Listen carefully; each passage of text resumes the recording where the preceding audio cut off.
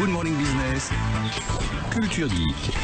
Et donc le scoring, c'est comme ça que ça s'appelle sur Internet. Hein. Exactement. Hein, la façon dont vous mesurez l'ensemble de ceux qui vous apportent des services sur Internet, donc le scoring des citoyens chinois. À l'échelle d'un pays, et pour tous les citoyens chinois, une sorte de permis à points, mais qui régirait l'ensemble de votre vie. C'est ce que veut mettre en place le gouvernement chinois à l'horizon 2020. Donc ils ont imaginé un système de score. Chaque citoyen va se voir attribuer une note entre 350 et 950 points.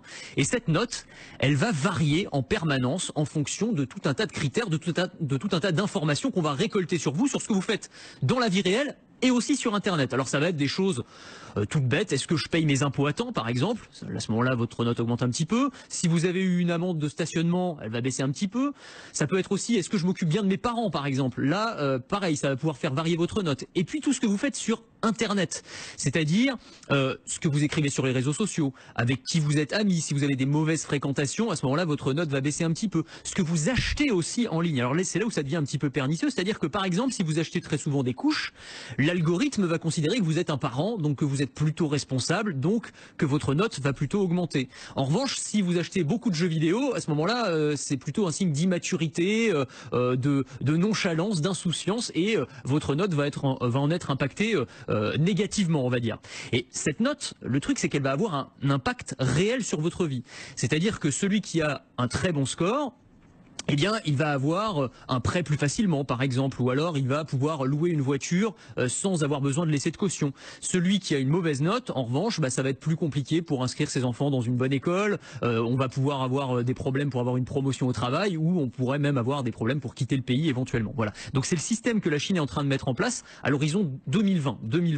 Ça est parce que on peut se croire dans un film là quand même.